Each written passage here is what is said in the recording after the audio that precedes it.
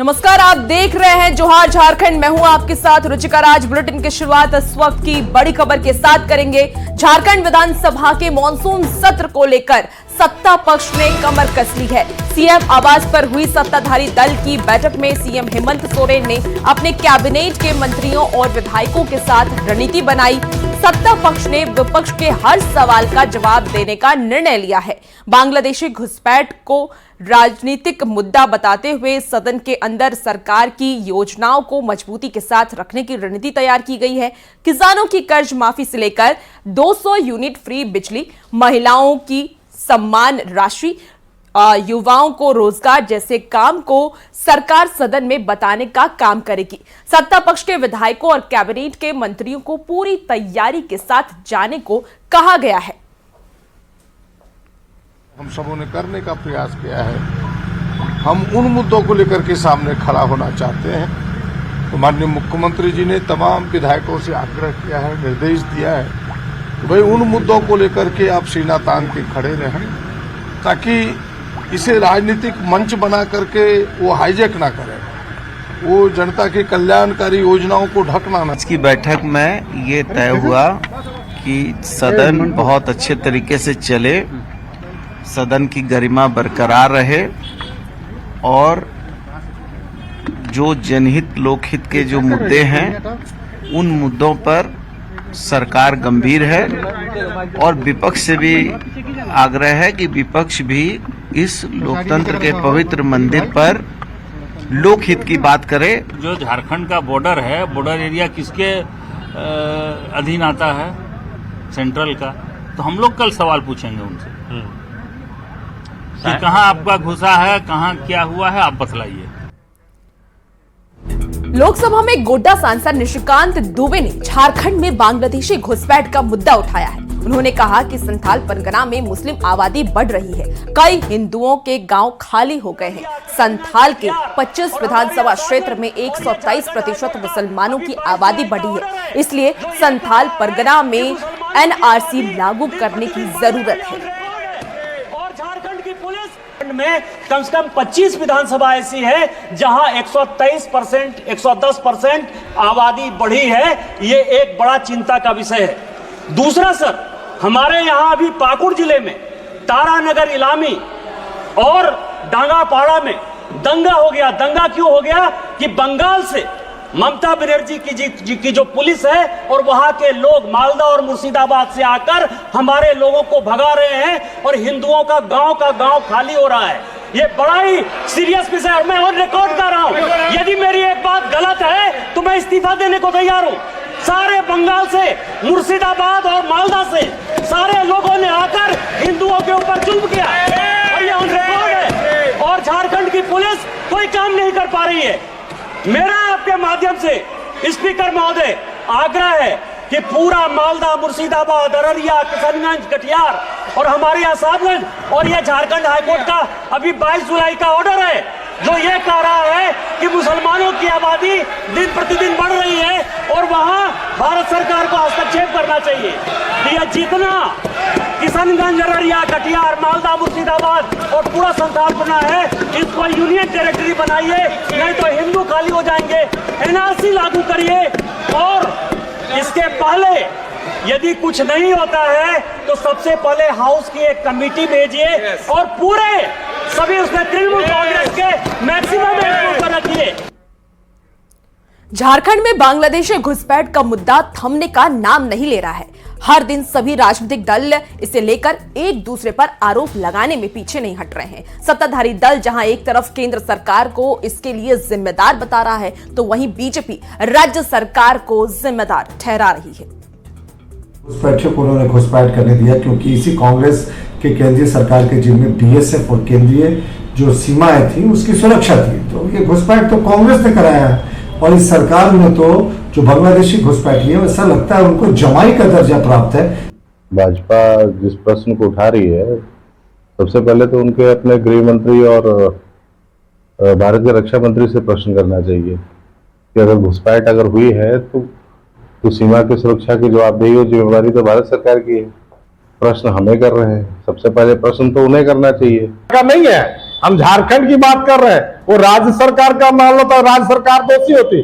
सीधा साधा केंद्र सरकार की सुरक्षा एजेंसियों और भारतीय सेना पर सवाल खड़ा कर रहे भाजपा के लोग। दल बदल मामले में लोबिन हेम्ब्रम और जेपी पटेल की सदस्यता खत्म कर दी गई, जिस पर नेता प्रतिपक्ष अमर बावरी ने क्या कुछ कहा है, सुनिए।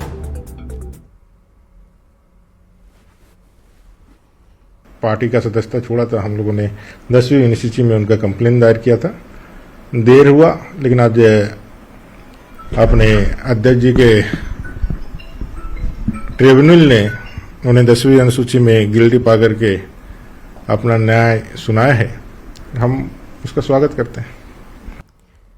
और इस बीच दिल्ली से इस वक्त की बड़ी खबर सामने आ रही है। राहुल गांधी से मिले झारखंड कांग्रेस के मंत्री राजेश ठाकुर ने राहुल गांधी से मुलाकात की। इरफान अंसारी राहुल गांधी से मिले हैं। आपको बता दें कि दीपिका पांडे सिंह ने भी राहुल गांधी से मुलाकात की। विधानसभा चुनाव को लेकर रणनीति बनाई गई है और सभी को तेजी से काम करने का निर्देश दिया गया है। तो बड़ी खबर आपको दिल्ली से बता रहे हैं, जहां कांग्रेस नेता की मुलाकात आज राहुल गांधी से हुई है। राहुल गांधी से आज कांग्रेस के तमाम नेता मिले हैं। आपको बताएं कि राजेश ठाकुर ने राहुल गांधी से मुलाकात की, इरफान अंसारी ने भी राहुल गांधी से मुलाकात की है और दीपिका पांडे सिंह ने भी राहुल गांधी से मुलाकात की है। धनबाद पहुंचे कोयला मंत्री जी किशन रेड्डी ने अग्नि प्रभावित और भू धसान वाले इलाकों का दौरा किया। लोगों की समस्याओं को सुनने के बाद कोयला मंत्री ने मंच से लोगों के बीच अपना संबोधन दिया और कहा कि प्रधानमंत्री नरेंद्र मोदी का वह दूत बनकर आए हैं। लोगों की समस्याएं जल्द दूर करने का भरोसा उन्होंने दिया है।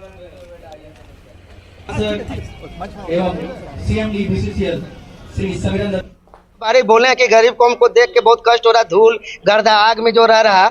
हम लोग यही प्रार्थना करते हैं कि जो हम लोग को सही जगह बसाए, या तो पैकेज हम लोग को बढ़ा कर दे कि हम लोग को घर जो कम से कम बनाने का पैसा मिले हम लोग को। प्रधानमंत्री जी का आदेश पर मैं आज आपके लोगों के बीच में आया हूँ। आपका सुन रहा हूँ, मैं सभी जगह यहाँ विज्ञापन ले रहा हूँ, अधिकारियों से बात कर रहा हूँ, लोकल एडमिनिस्ट्रेशन अधिकारियों से भी मिलूंगा। सभी लोगों से बात करने के बाद मैं प्रधानमंत्री जी से फिर निवेदन करूंगा, जो भी आपका राय है, आपका मन में जो दुखी है, आपके मन में जो समस्या है, मैं प्रधानमंत्री जी को बताने के लिए उनका दूता बनकर मंत्री के नाते आपके बीच में आया हूं मैं। और इसी बीच चाईबासा से भी इस वक्त की बड़ी खबर सामने आ रही है। नक्सलियों की साजिश नाकाम हो गई है। कोल्हान जंगल में फिर मिला आईईडी बम। 2 किलो का आईईडी बम बरामद हुआ। सुरक्षा बलों ने आईईडी बम को नष्ट किया है। सुरक्षा बलों को नुकसान पहुंचाने के लिए नक्सलियों ने ये बम लगाया था। तो चाईबासा से आपको बड़ी खबर बता रहे हैं, 2 किलो का आईईडी बम बरामद किया गया। आईईडी बम को नष्ट भी कर दिया गया। बता दें कि कोल्हान जंगल में फिर से आईईडी बम मिला है। सुरक्षा बलों को नुकसान पहुंचाने के लिए नक्सलियों ने आईईडी बम लगाया था।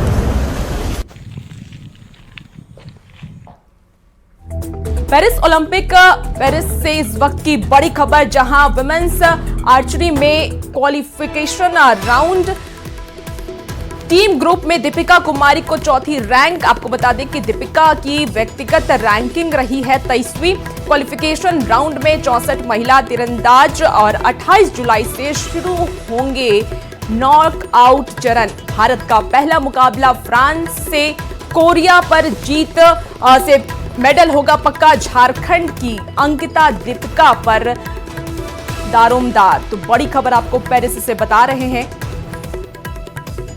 जहां आर्चरी में क्वालिफिकेशन राउंड। और बता दें कि ग्रुप में दीपिका को 4थी रैंक। बोकारो के बांधगोंडा में आज 75वीं वन महोत्सव मनाया गया। इस दौरान बीजेपी विधायक बिरंची नारायण ने बतौर मुख्य अतिथि कार्यक्रम में शिरकत की।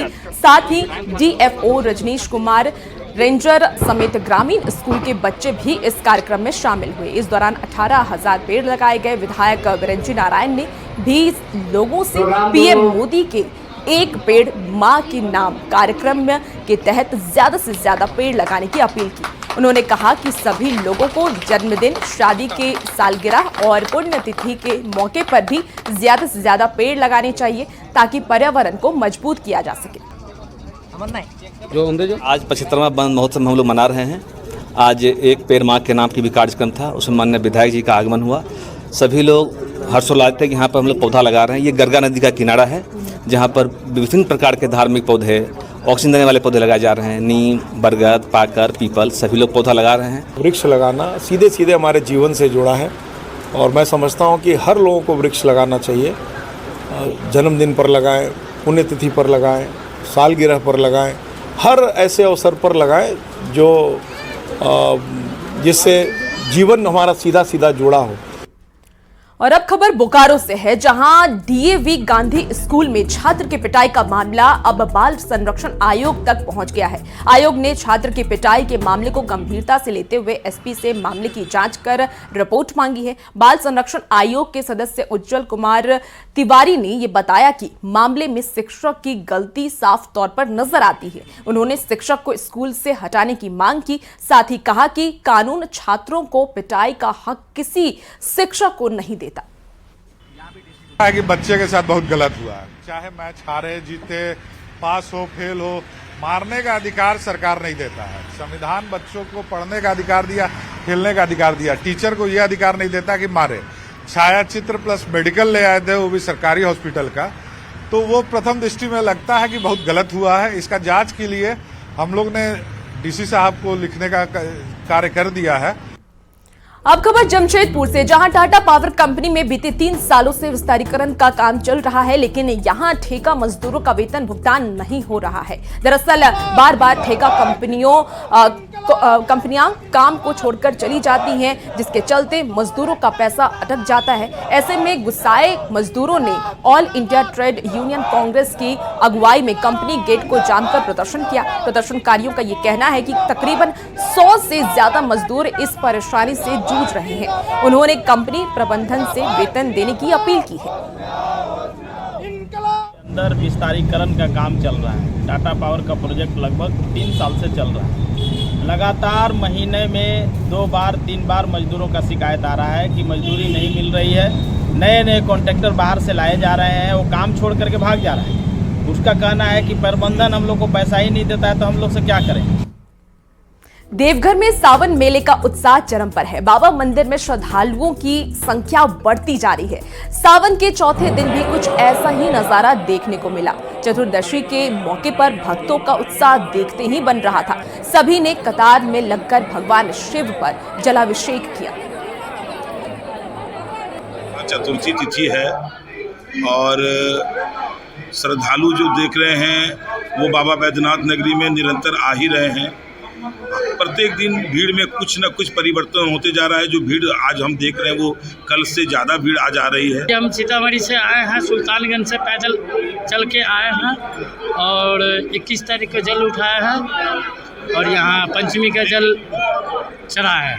बाबा कितना मनोकामना पूरा करते हैं? बाबा बहुत मनोकामना पर, तभी साल में 3 बार आते हैं हम लोग। अब आपको दुमका लेकर चलते हैं, जहां बासुकीनाथ में लगने वाले विश्व प्रसिद्ध राजकीय श्रावणी मेले में खाद्य सुरक्षा विभाग ने बड़ी कार्रवाई की है। खाद्य सुरक्षा पदाधिकारी अमित राम ने मिलावटी पेड़ा और फंगस युक्त आचार को नष्ट कराते हुए कड़ी चेतावनी दिया है। बासुकीनाथ मंदिर के आसपास लगे पेड़ा दुकान और आचार दुकान में कार्रवाई की गई। खाद्य सुरक्षा पदाधिकारी अमित राम ने यह बताया कि श्रावणी मेले में श्रद्धालुओं को शुद्ध खाद्य सामग्री मिले, इसको लेकर लगातार अभियान चलाया जा रहा है। होटल और पेड़ा दुकान में बेची जा रही खाद्य सामग्री की लगातार जांच की जा रही है। जांच के क्रम में पेड़ा दुकान में खोआ की जांच की गई तो उसमें असली खोआ की जगह सिंथेटिक दूध, स्टार्च और चीनी की मात्रा पाई गई। सिंथेटिक सामग्रियों से निर्मित नकली पेड़ा असली पेड़े के नाम पर श्रद्धालुओं को उपलब्ध कराया जा रहा था। छापेमारी में बरामद लगभग 150 किलोग्राम नकली पेड़ा को नष्ट कराया गया। पेड़ा के साथ ही विभिन्न सब्जियों और फलों से निर्मित फंगस लगे 3 टिन आचार भी जब्त किए और उसे भी फिर नष्ट किया गया। करीब 3 टन 15 kg का 1 टीन था, वो हम लोगों ने जब्त करके नष्ट कराया है। इसके साथ ही पाम ऑयल से बना हुआ हमें पेड़ा मिला है करीब 150 kg, वो हम लोगों ने जब्त किया और नष्ट कराया है। अब आपको राजधानी रांची लेकर चलते हैं, जहां हल्की बारिश में ही मॉनसून की तैयारी की पोल खोलकर रखती है। जगह जगह जल जमाव हो गया है, जिससे लोगों को काफी परेशानी हो रही है। हालात ऐसे हैं कि लोगों को घर से निकलना दुर्लभ हो गया है। लोगों से बात की है न्यूज 18 के संवाददाता ओम प्रकाश ने। थोड़ी सी बारिश के बाद ही राजधानी रांची का हाल बुरा हो जा रहा है और इसकी वजह है कहीं न कहीं नालियों की व्यवस्था न होना, या फिर जहां पर नालियां भी हैं वहां पर उन नालियों का साफ न हो पाना, जिस वजह से ये स्थिति जो है वो देखने को मिल रही है। ये देख सकते हैं पुलिस लाइन जाने वाली सड़क है, जहां पर ये स्थिति जो है वो देखने को मिल रही है। जाहिर तौर पर हम लोगों से भी पूछते हैं, जो ये स्थिति है सर, आप लोग भी अभी सड़क क्रॉस करके आ रहे हैं जी, पानी हर जगह जमा हो जा रहा है, हल्की बारिश हुई है, इसमें तो सर सरकार का न गलती है, इसमें आम पब्लिक क्या करेगा? सरकार जब इस तरीके से देखना चाह रहा है तो हम लोग इसमें क्या करेंगे? यहाँ का पार्षद को देखना चाहिए, यहाँ का और भी, यहाँ जबकि ये ऐसा स्थान है जहाँ पे सारे पदाधिकारी यहीं पे हैं, पुलिस लाइन यहाँ पे हो गए, सारे यहाँ पे सीएम आवास यहाँ सामने हो गए, उसके बावजूद ऐसा नज़ारा है, तो ये तो सरकार का ही देख रेख में। जो नगर निगम है उसकी लचर व्यवस्था, तो साथ ही जो स्थानीय जनप्रतिनिधि हैं उन तमाम लोगों की व्यवस्था के कारण ये तमाम स्थितियां जो हैं वो पैदा हुई हैं। क्योंकि ये जो पूरा इलाका है, हम बता दें कि ये पुलिस लाइन का इलाका है, यहीं से पुलिस लाइन जाया जाता है, लेकिन रास्तों का वही हाल है, जो घर हैं वो भी डूबे हुए नज़र आ रहे हैं। यहाँ पर लोग कैसे अपना जीवन बिता रहे होंगे वो इन तस्वीरों को देखकर ही समझा जा सकता है। कैमरामैन संजीव तिवारी के साथ ओम प्रकाश, न्यूज़ 18 रांची।